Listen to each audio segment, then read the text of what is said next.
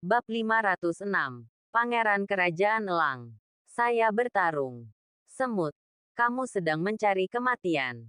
Mata Qin Feng bersinar. Dan dia tiba-tiba mengeluarkan aura jahat yang mengejutkan. Dia bangkit dengan marah dan mulai berkelahi. Bang. Bang. Bang. Saya melihatnya menunjukkan keterampilan seni bela diri yang kuat. Dan tinju raksasanya seperti palu. Memukul pengawal berbaju hitam dengan mantap dan keras. Di bawah pukulan acak, terdengar ratapan melengking di sekitar. Meskipun orang-orang berbaju hitam mengandalkan kekuatan mereka dalam jumlah, mereka tidak dapat menyentuhnya. Malah mereka dipukuli dan dijungkir balikkan. Dalam sekejap mata, pasukannya dikalahkan. Titik titik titik. Apa? Pangeran Charlie kaget saat melihat adegan ini. Pengawal elit di bawahnya semuanya adalah ahli dan memiliki kemampuan untuk bertarung 1 lawan 10. Tanpa diduga, mereka begitu rentan di depan anak muda ini. Dan bahkan pingsan karena satu sentuhan pedang. Dalam waktu kurang dari 2 menit, lusinan pengawal tinggi berbaju hitam semuanya dipukuli hingga jatuh ke tanah oleh Qin Feng. Mereka semua memar dan berdarah. Dengan tendon patah dan tulang patah. Hanya menyisakan kekuatan untuk menangis. Adapun Qin Feng, dia sekuat naga dan mendominasi. Satu orang menyapu seluruh lapangan. Sialan. Kali ini, Pangeran Charlie berteriak dengan marah dan langsung mengeluarkan pistol dari tangannya. Moncong hitam diarahkan langsung ke Qin Feng. Mari kita lihat siapa yang lebih cepat. Keahlianmu atau peluruku. Petik 2, petik 2. Tidak, sudah berakhir. Penduduk negeri Elang menggunakan senjatanya. Titik. Mereka semua gemetar. Mata mereka ngeri. Dan mereka tidak bisa menahan diri untuk mundur lagi dan lagi. Saya harus mengatakan bahwa anak pemberani ini memang sangat terampil. Tapi betapapun kuatnya dia tidak bisa lebih kuat dari peluru. Ini mengerikan.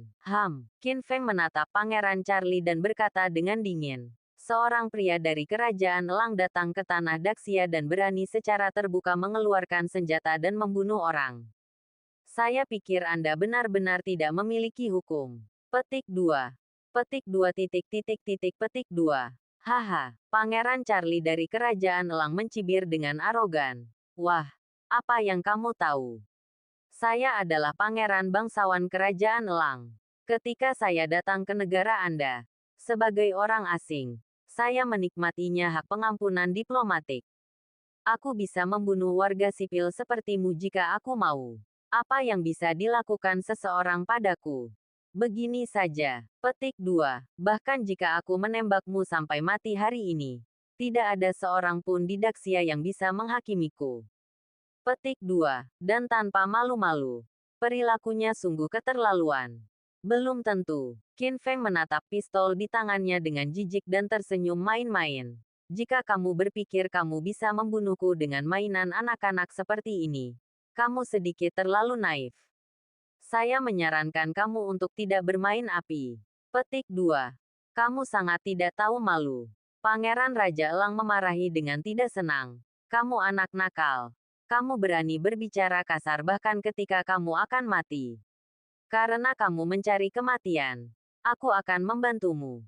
Pergilah ke neraka. Setelah mengatakan ini, dia tidak menunjukkan belas kasihan dan langsung menarik pelatuknya. Bang, bola api meledak dari moncongnya. Dan pelurunya meledak. Suara pistol yang memekakkan telinga membuat takut semua orang di tempat. Semua orang mengira Qin Feng pasti akan mati.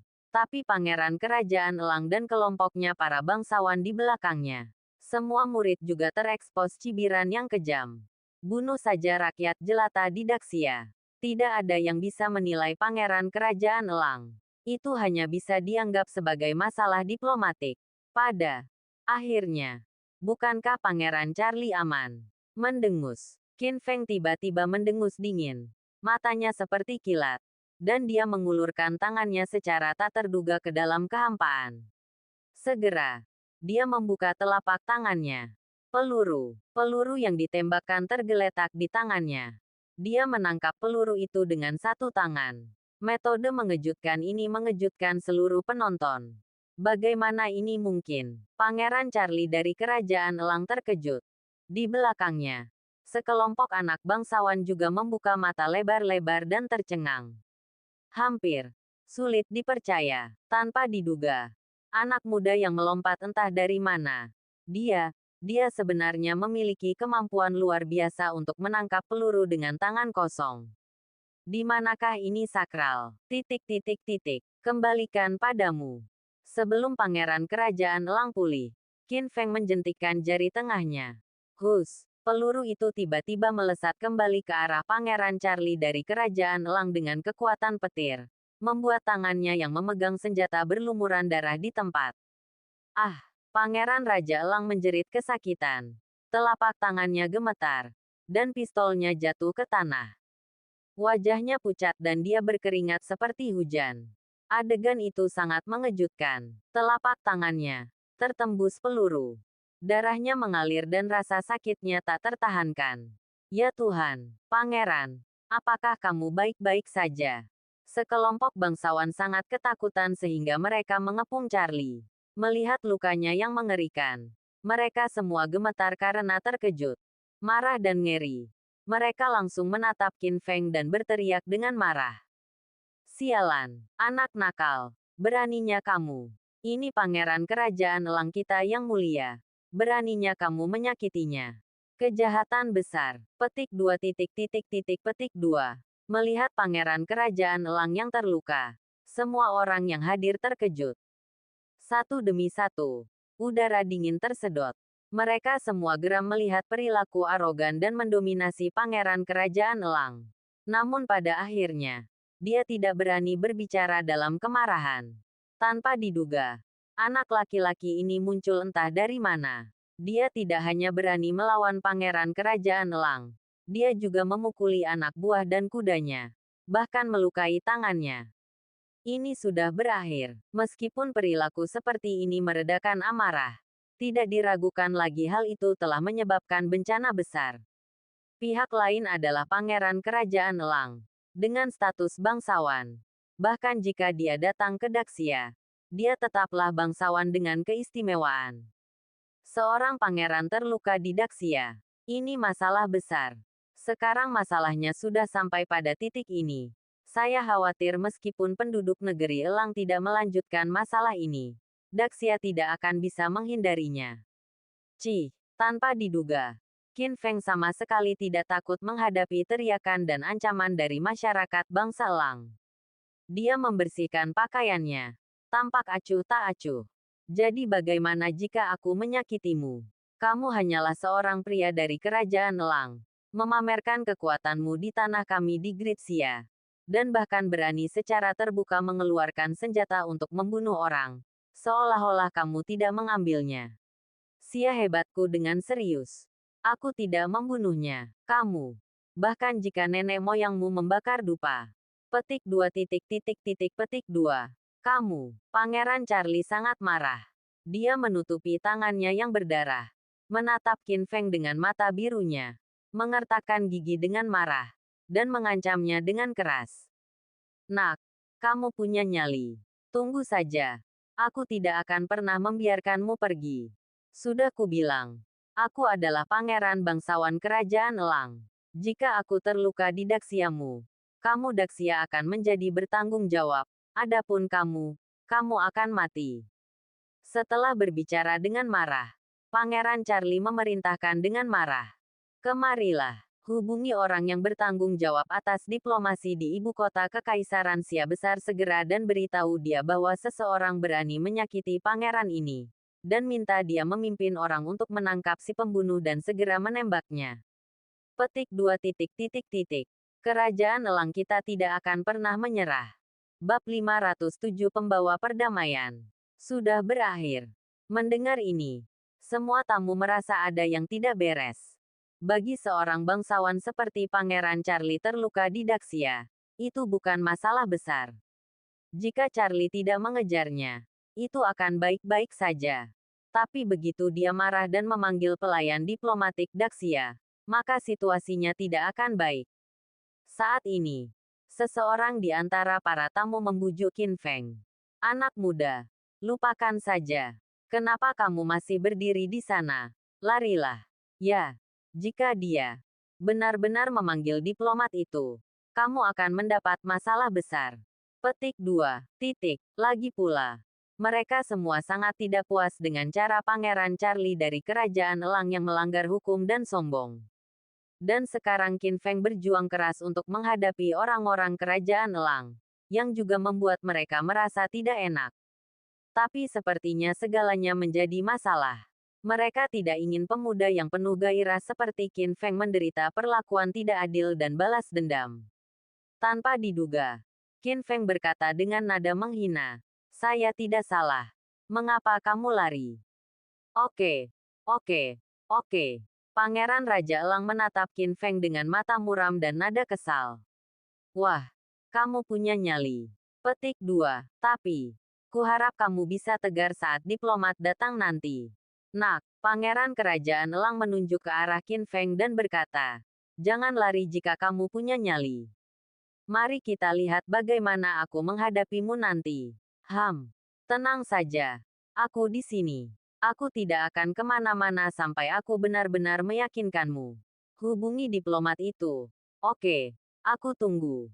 Petik 2 titik. Petik 2. Pernyataan yang mendominasi ini mengejutkan semua orang yang hadir. Tertegun. Orang tidak mengerti. Dari mana dia mendapatkan kepercayaan diri? Mungkinkah dia benar-benar tidak takut mendapat masalah? Bagaimanapun, dia adalah pangeran kerajaan Elang. Dengan status bangsawannya, dia dengan cepat menarik perhatian Daxia. Kurang dari 3 menit kemudian, terdengar suara langkah kaki di luar. Deng deng deng. Segera, seorang pria parubaya bergegas mendekat. Itu adalah Zhao Yong, diplomat Daxia. Dia mengenakan setelan hitam. Matanya serius. Ekspresinya serius. Dan dia diikuti oleh lebih dari selusin penjaga bersenjata yang bergegas mendekat. Tuan Zhao, ketika Pangeran Kerajaan Elang melihat Zhao Yong, dia langsung bersorak. Saat dia membuka mulutnya, nadanya bertanya-tanya. Pangeran ini terluka parah oleh penjahat di negaramu. Hari ini, kamu harus memberiku penjelasan. Petik 2 titik. Petik 2. Setelah membuat keluhan licik di awal, Charlie juga terus menuduhnya ditunjukkan kepada Zhao Yong.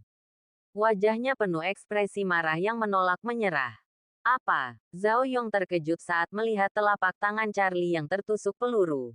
Dia tidak menyangka Pangeran Charlie akan terluka begitu parah. Ini sudah berakhir. Sekarang, segalanya mungkin menjadi serius. Pangeran Charlie, tolong jangan terlalu bersemangat. Katakan padaku, apa yang terjadi? Zhao Yong menenangkan diri dan bertanya pada Pangeran Kerajaan Elang. Pangeran Charlie menunjuk ke arah Qin Feng dari kejauhan. Matanya penuh kebencian. Itu dia. Anak laki-laki ini sangat berani. Dia pertama kali melukai anak buah pangeranku dan kemudian tangan pangeranku. Di Kerajaan Elang, aku diakui sebagai seorang jenius piano. Dan tanganku sangat berharga. Sekarang, tanganku tidak berguna dan aku tidak bisa lagi bermain piano. Petik 2. Anak ini harus mati. Petik 2, petik 2. Ia tidak menyangka kalau anak ini malah berani melawan Pangeran Kerajaan Elang. Ini sangat berani. Jadi, Zhao Yong segera mendatangi Qin Feng dan bertanya, "Anak muda, benarkah kamu yang menyakiti Charlie?" "Hei, kamu bingung sekali." Petik 2 tanda seru petik 2. Saat dia datang ke Daxia kali ini, dia adalah tamu terhormat Daxia. Bagaimana kamu bisa menyakitinya? Petik 2 titik. Petik 2. Tamu yang bermartabat. Qin Feng mencibir. Apakah Anda diplomatnya? Lalu tahukah Anda apa yang telah dilakukan Pangeran Kerajaan Elang yang terhormat ini? Semua orang makan enak. Tapi dia tiba-tiba membawa beberapa anjing bersamanya. Pesta teh omong kosong macam apa yang ingin Anda tempati di tempat ini? Para tamu tidak ingin pergi. Tetapi dia memaksa mereka melakukannya dengan paksa. Dan bahkan menembak mereka secara terbuka. Saya bertanya kepada Anda, apa sampah asing yang mendominasi? Tamu terhormat apa? Petik 2. Saya bersaksi bahwa semua yang dia katakan adalah benar. Pada saat ini, Ning Qingsui juga menjelaskan kepada Qin Feng, ini memang kesalahan pangeran kerajaan Elang. Dan para tamu ini juga dapat membuktikannya. Sekelompok tamu juga mereka semua angkat bicara untuk mendukung Qin Feng. Itu benar, itu benar. Semuanya adalah kesalahan pangeran kerajaan Elang. Dia terlalu mendominasi. Pemuda ini tidak tahan dengan kelakuan Pangeran Charlie. Jadi dia berdebat dengannya untuk beberapa kata. Charlie lah yang mengambil langkah pertama dan menembak. Petik 2. Untuk sesaat, semua orang berusaha membuktikan bahwa Qin Feng tidak bersalah. Dan seluruh penonton mendukungnya. Ketika diplomat Zhao Yong mendengar ini, dia tiba-tiba menjadi sedikit malu. Dia belum pernah mengalami hal ini sebelumnya. Dan ini agak sulit untuk dia tangani. Diam. Pangeran kerajaan Elang sangat marah dan menjadi marah. Tidak peduli seberapa banyak kamu berkata. Itu tidak ada gunanya. Faktanya adalah pangeran ini telah terluka. Dan anak inilah yang melakukannya. Saya ingin Anda segera menangkap anak ini. Bangun dan tembak dia. Jika tidak, negara Elang kita tidak akan pernah setuju. Petik 2. Qin Feng memandang Pangeran Charlie yang sombong dengan mata seperti badut. Segera, dia mencibir dan bertanya pada Zhao Yong. Tuan Zhao, kalau begitu, Anda, seorang diplomat bermartabat dari Gritsia, benar-benar ingin mendengarkan seorang pria dari kerajaan Elang dan menembak saya, seseorang yang melawan ketidakadilan. Petik 2. Hei, berkata dengan pusing. Anak muda. Tentu saja aku tidak akan menuruti perintahnya. Tetapi kamu memang telah menyebabkan bencana besar. Sangat disukai. Jika negara Elang mengetahui masalah ini, itu akan menjadi masalah besar. Ini mungkin menjadi kecelakaan diplomatik yang serius dan bahkan memperburuk hubungan kedua negara. Oh. Qin Feng mencibir. Lalu, apa yang kamu inginkan? Bagaimana dengan itu? Ayo lakukan ini. Zhao Yong menyarankan. Mengapa kamu tidak menundukkan kepalamu sekarang dan meminta maaf kepada Pangeran Raja Elang? Serahkan padaku nanti. Aku akan berusaha membuatmu tetap aman. Petik 2. Setelah mendengar ini, semua orang, termasuk Ning Qingsui, menghela nafas lega. Tampaknya Zhao Yong masih memihak rakyatnya sendiri. Selama Anda meminta maaf, itu tidak akan menjadi masalah besar. Sungguh sebuah berkah. Mendadak, saya menolak. Qin Feng langsung menolak. Bab 508. Permintaan maaf. Mimpi. Apa? Begitu pernyataan ini keluar, seluruh penonton terkejut. Semua tamu yang hadir tercengang. Mereka tidak mengerti mengapa Qin Feng menolak langkah ini. Tahukah Anda? Inilah Charlie, Pangeran Kerajaan Elang, dengan status terhormat.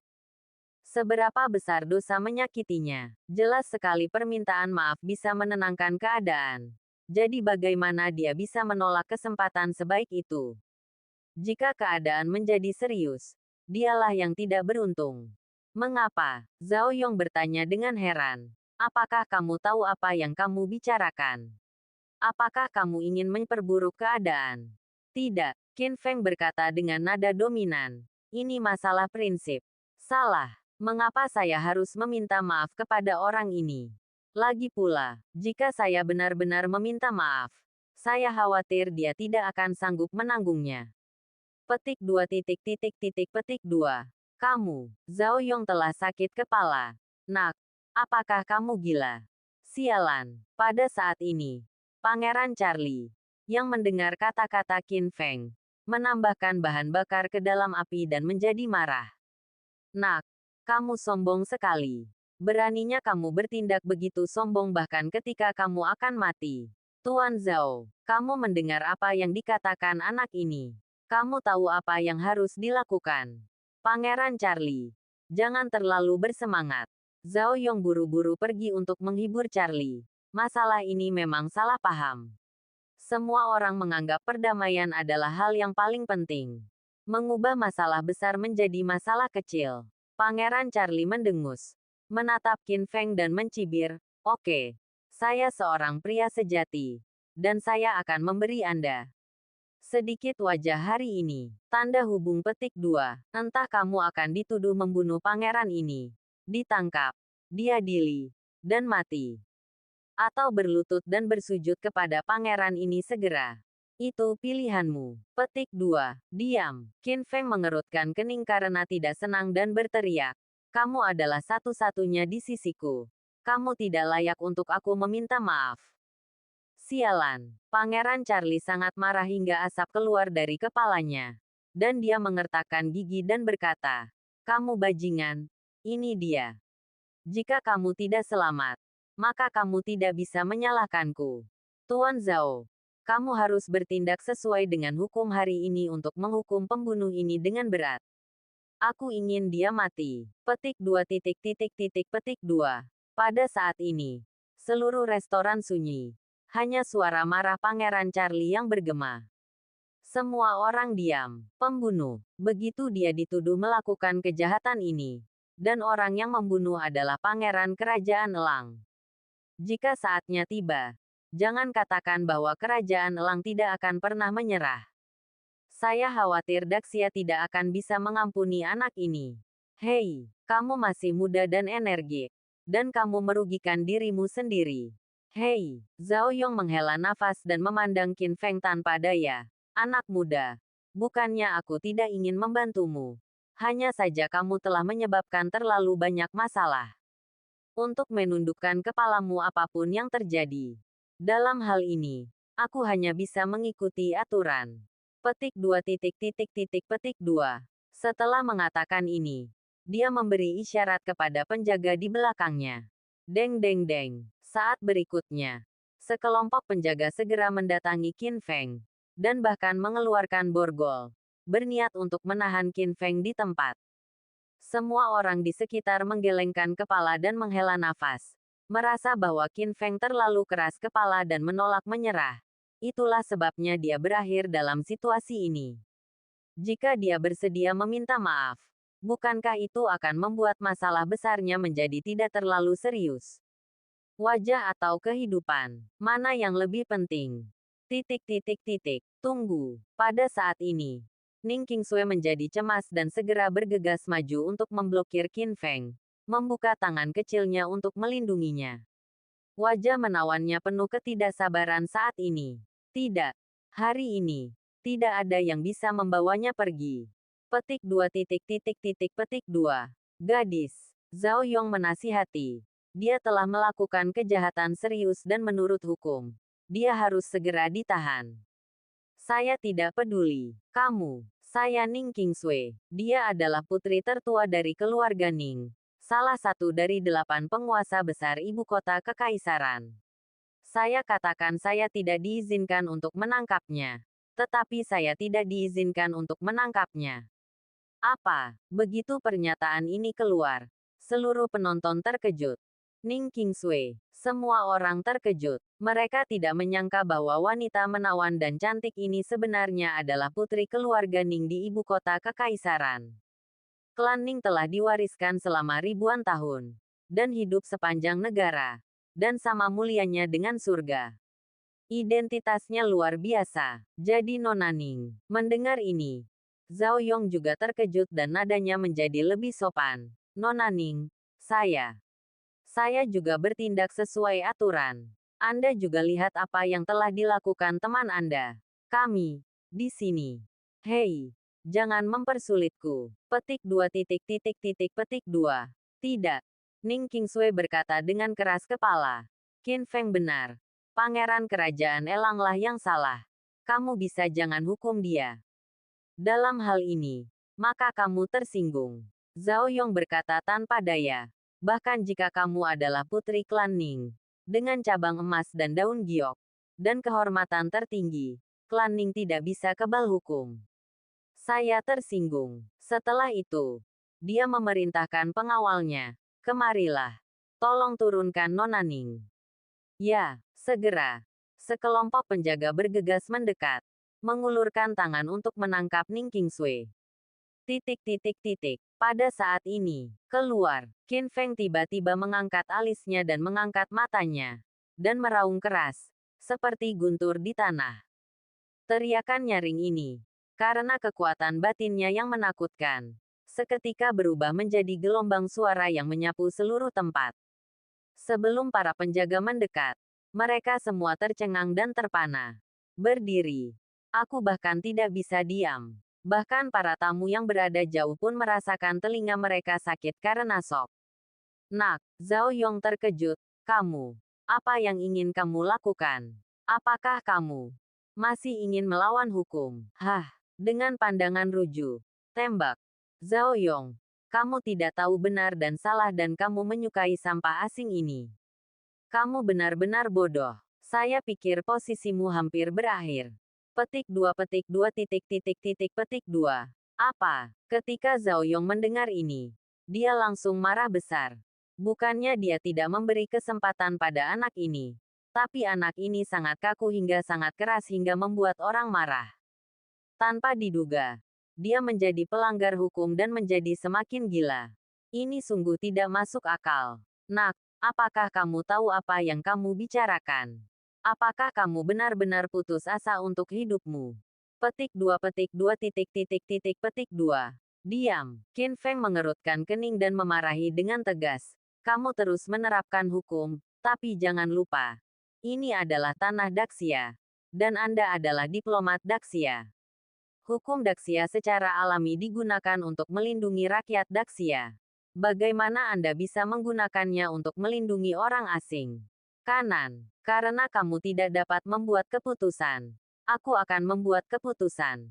Kamu, setelah mendengar ini, Zhao Yong terkejut dan memiliki firasat yang kuat. Entah kenapa, dia tiba-tiba dikejutkan oleh aura pemuda dominan di depannya. Orang biasa tidak memiliki momentum dan keagungan seperti itu.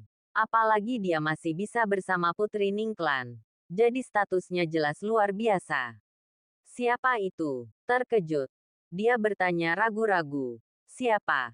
Kamu. Di bawah sorotan. Qin Feng dengan bangga mengungkapkan namanya. Qin Feng. Bab 509. Kalahkan Charlie. Apa? Setelah mendengar ini, seluruh tempat menjadi gempar. Tubuh diplomat Zhao Yong bergetar hebat dan sangat terkejut. Qin Feng, lalu, bukankah itu pemimpin dari 100 jenderal yang saat ini menjadi pusat perhatian di pengadilan dan publik di Daxia, dan yang berkuasa di seluruh dunia? Sebelumnya, dia berperang atas nama Daxia dan mengalahkan misi Turki yang menimbulkan masalah. Dia bahkan menunjukkan otoritasnya di depan umum dan berperang melawan sekelompok jenderal keren. Belakangan, dikabarkan bahwa dia membalaskan dendam ibunya dan sendirian membunuh 800.000 instruktur tentara terlarang Lin Xuans, Raja Timur Laut Sun Mangong, Komandan Harimau Mobe Xingruhu, dan Presiden Seni Bela Diri Daxia Tang Qingchang dan lainnya. Pembunuhan itu berdarah, angin. Situasi pembunuhan berubah warna. Bahkan mendaki ke puncak pun mustahil. Ini adalah orang yang sangat kejam. Memikirkan hal ini, keringat dingin Zhao Yong tiba-tiba keluar, dan matanya penuh ketakutan.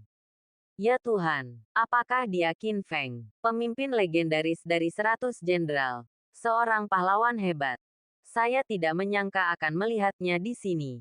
Dia lebih bijaksana dan kuat daripada rumor yang beredar. Tidak heran dia begitu berani sehingga bahkan Pangeran Charlie dari Kerajaan Elang tidak menganggapnya serius. Seperti yang diharapkan dari dia. Petik 2 titik titik titik petik 2. Pada saat ini, semua tamu yang hadir menjadi bersemangat. Terjadi keributan. Dan ada seruan dari mana-mana. Sungguh menakjubkan. Tanpa diduga, Qin Feng, pemimpin legendaris dari 100 jenderal, pahlawan yang begitu hebat, benar-benar tinggal di depan mereka. Zhao Yong, Qin Feng bertanya dengan dingin dan marah dengan mata tajam. Apakah kamu tahu kejahatannya? Ah, kakinya melemah di tempat. Dan dia berlutut tepat di depan Qin Feng. Gemetar. Xiao Guan, saya akan memberi penghormatan kepada kepala 100 jenderal. Dan saya akan mengakui kesalahan saya. Petik 2. Hah, Qin Feng berkata dengan dominan. Anda memang bersalah. Tetapi itu bukan karena Anda telah menyinggung saya, tetapi karena Anda lemah. Petik 2. Pangeran Kerajaan Elang. Apa hebatnya? Katakan padamu. Tidak peduli siapa dia. Bahkan Raja Surga. Aku tidak pernah berpikir untuk mendominasi dan pamer di tanah Daxia. Pemilik wilayah Daxia ini adalah orang-orang Daxia yang tak terhitung jumlahnya. Wilayah. Bagaimana kita bisa membiarkan orang barbar asing menindas kita? Petik 2. Petik 2. Kata-kata yang mendominasi menghantam seluruh tempat seperti guntur yang membangunkan dunia. Semua orang mengagumi dan mengaguminya. Oke. Seperti yang diharapkan dari pemimpin 100 jenderal. Itu sangat bagus. Sungguh melegakan. Jika seseorang menindasmu di wilayahmu sendiri, maka kamu bukan cucu ketiga. Petik 2. Petik 2. Ah, ya. Ya, Zhao Yong berlutut di tanah. Berlumuran keringat dingin. Menganggukkan kepalanya. Jantungnya gemetar ketakutan. Hei, melihat pemandangan ini, Pangeran Yingguo tiba-tiba merasa tidak senang dan memarahi. Apa yang terjadi? Ketua Zhao, mengapa kamu harus berlutut di depan bocah ini? Petik 2 tanda tanya. Petik 2. Pada saat ini, para murid bangsawan di samping melangkah maju dan menjelaskan sesuatu kepada Pangeran Kerajaan Elang. Ekspresi Pangeran Kerajaan Elang tiba-tiba berubah.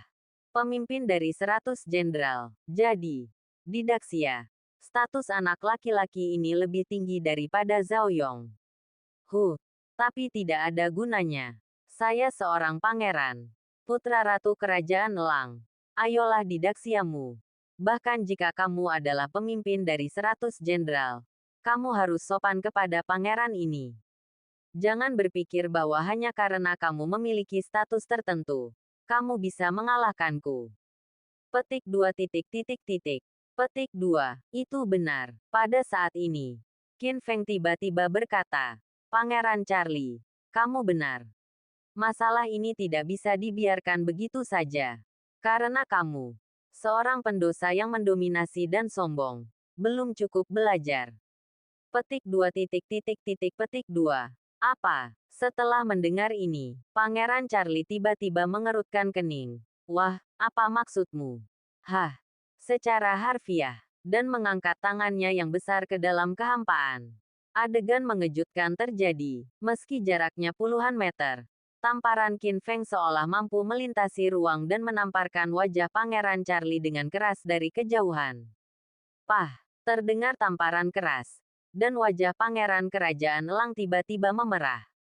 Sidik jari 5 jari muncul dengan jelas. Ah! Pangeran Charlie meratap di tempat. Ditampar kesakitan oleh tamparan yang tak terlihat. Dia menutupi wajahnya. Menatap Qin Feng dengan tidak percaya. Dan berteriak, kamu berani memukulku. Charlie, kamu pikir kamu adalah seorang pangeran. Jadi kamu berani mendominasi dan melanggar hukum di negeriku Daxia. Dan bahkan berani secara terbuka menindas orang-orang Daxia dan menggunakan senjata untuk membunuh mereka. Aku ingin menghukummu. Mata Qin Feng tajam dan nadanya penuh keagungan seorang atasan. Setelah mengatakan itu, dia mengangkat tangannya dan menamparnya ke udara beberapa kali. Jepret, jepret, jepret. Tindakannya tajam dan tanpa ampun. Pemukulan itu membuat Pangeran Charlie begitu kesakitan sehingga dia mundur selangkah demi selangkah.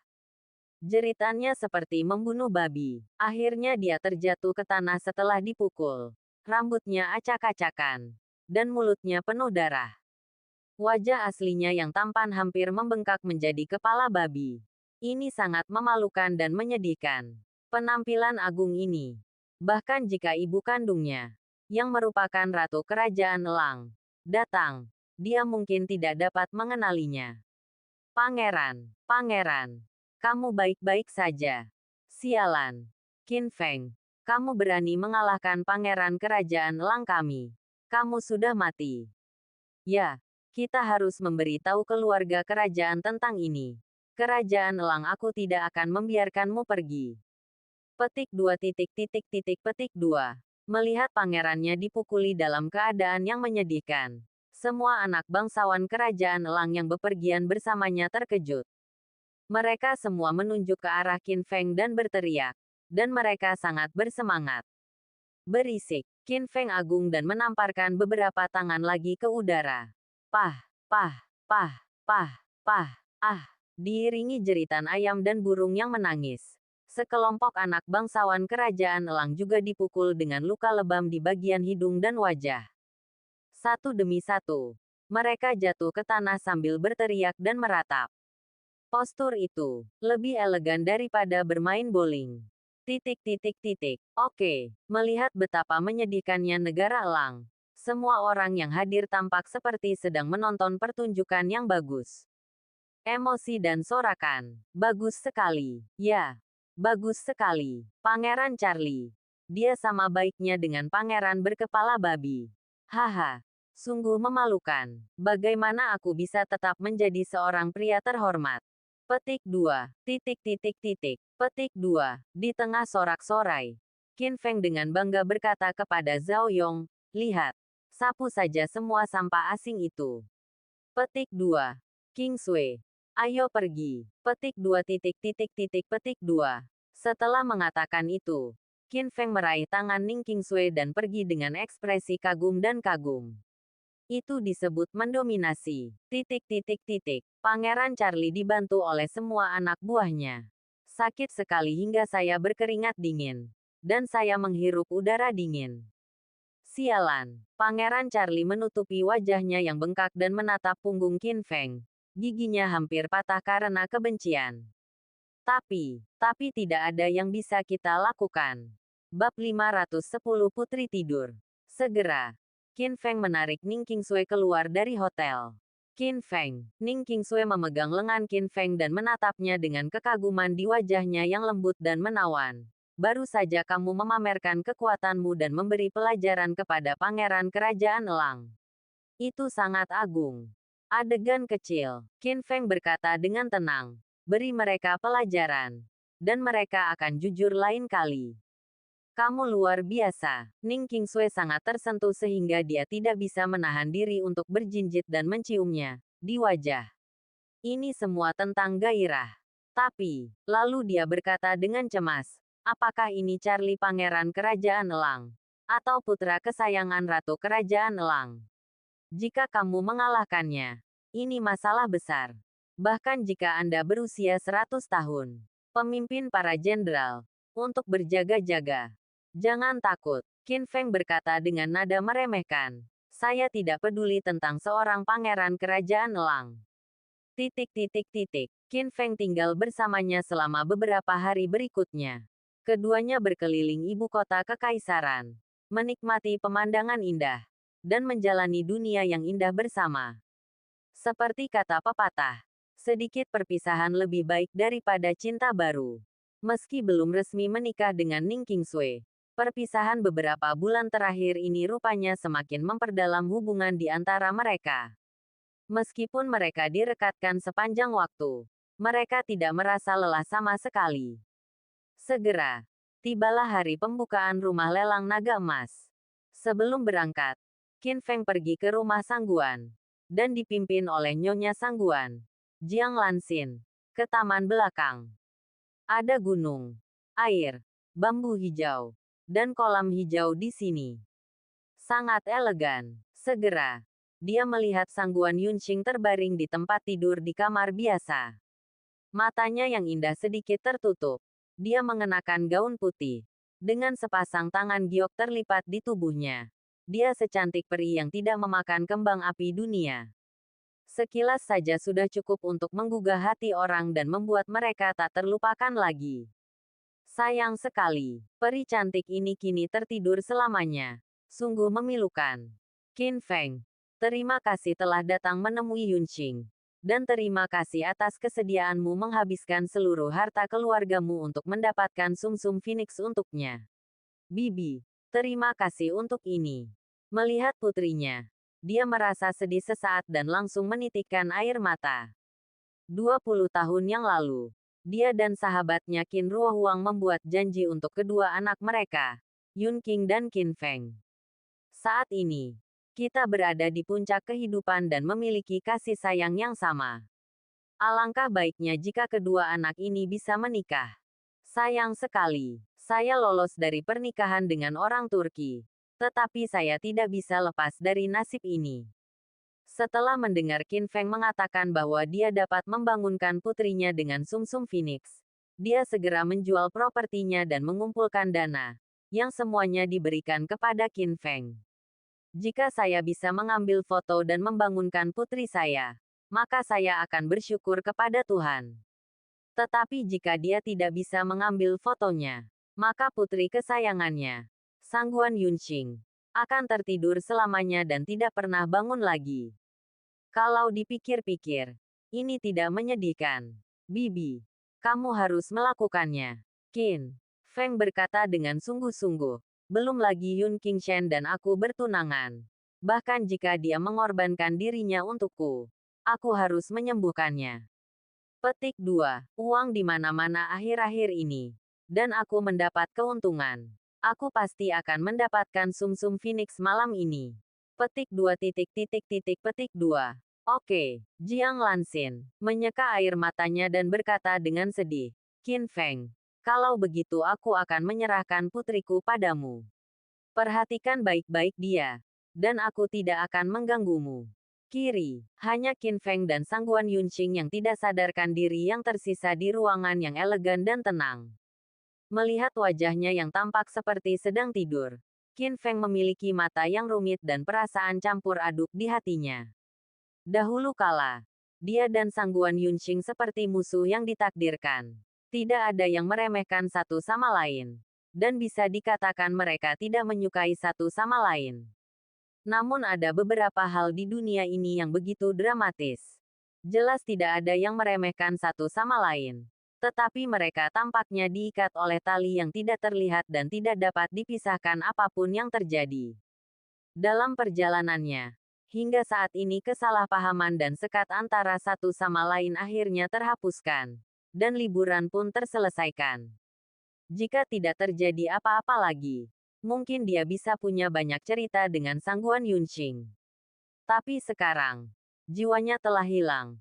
Dia tidak tahu apa-apa dan tidak bisa mendengar apapun. Bahkan tidak bisa dikatakan hidup. Juga tidak bisa dikatakan mati. Dia menjadi orang mati. Sampai hari ini, Qin Feng tidak bisa melupakan cara Sangguan Yunqing memandangnya ketika dia menggunakan jiwanya sebagai pengorbanan di Pulau Suolong untuk melakukan teknik terlarang. Meskipun dia sedingin es, dia masih bisa menunjukkan tatapan mata yang begitu lembut, hangat, dan penuh kasih sayang. Dia bahkan memohon pada dirinya sendiri untuk tidak melupakannya. Memikirkan hal ini, Qin Feng merasa sangat tidak nyaman. Yunqing. Qin Feng memegang tangan dingin putri tidur dan berkata dengan mata sedikit merah. Terima kasih atas pengorbananmu untukku. Sebenarnya, kamu tidak berhutang apapun padaku. Akulah yang gagal untuk melakukannya, melindungimu.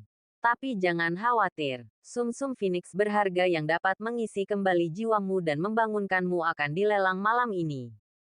Aku pasti akan mendapatkannya dan membangunkanmu lagi. Petik 2. Petik 2. Pada saat ini, Qin Feng bersumpah kepada Sangguan Yunqing yang sedang tidur, meskipun dia tidak bisa mendengarnya. Yunqing, aku pergi. Doakan aku beruntung. 1/4 jam kemudian, Qin Feng melepaskan tangan Sangguan Yunqing, berdiri dan pergi. Tampak belakang menunjukkan sifat keras kepala dan tekad. Momentum itu sepertinya adalah tentang menyelesaikan beberapa misi penting mengenai takdir. Dia tidak boleh kalah. Pukul 8 malam. Rumah lelang naga emas ibu kota kekaisaran. Kabar lahirnya sumsum burung Phoenix dan akan dilelang di sini hari ini telah menyebar ke seluruh dunia sejak seminggu yang lalu. Bahkan menarik banyak kekuatan luar negeri untuk datang dan bersaing memperebutkannya. Malam ini, orang-orang dari semua lapisan masyarakat berkumpul di rumah lelang. Dan semua orang penuh percaya diri dan bertekad untuk menang. Ini ditakdirkan untuk menjadi persaingan yang sengit.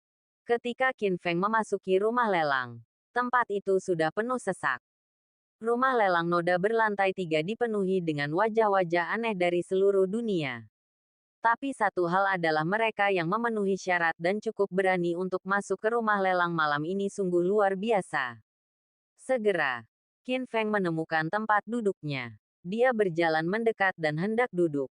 Tiba-tiba, sialan, sialan, kenapa kamu ada di sini? Di belakangnya, teriakan marah tiba-tiba terdengar dari belakang. Hah, Qin Feng mendengar suara itu dan melihat ke belakang dengan ringan. Itu Charlie, pangeran kerajaan elang yang dihukum berat oleh Qin Feng di hotel sebelumnya. 3 atau 2 hari kemudian, bengkak di wajah pria itu berkurang.